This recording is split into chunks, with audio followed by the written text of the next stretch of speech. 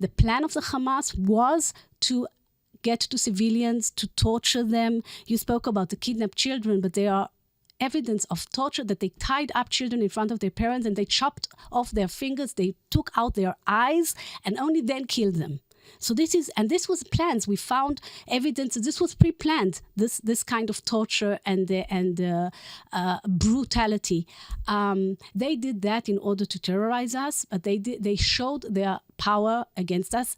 Today there are 200,000 internally displaced Israelis that cannot go back to their homes near the Gaza Strip. Everything is burnt. Conception that the Hamas cares about the Palestinian people, and that if we give, Israel was giving more and more work permits for Gazans, allowing more and more cooperation, trying to make a joint, by the way, those murdered in some of the kibbutzim was those at the forefront of trying to have joint ventures with the Palestinians in Gaza, joint businesses, were supplying them with water and sewage programs. This was the peace camp. There were people that were driving the Palestinian residents of Gaza to hospitals in Israel. These are the ones that were barbarically murdered and kidnapped. So Israel thought that the Hamas is becoming more pragmatic. This was a big, big mistake. Under all this guise of being somehow more pragmatic, they were planning this because they have only one aim, and today it is very clear what it is: the destruction of the state of Israel.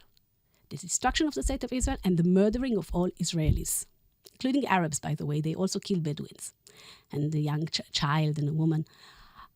Now, when we understand this rationale, and they care nothing. By the way, it was very, very clear pointed in their when people read about Hamas, in the ideology of Hamas, this was repeatedly said for years.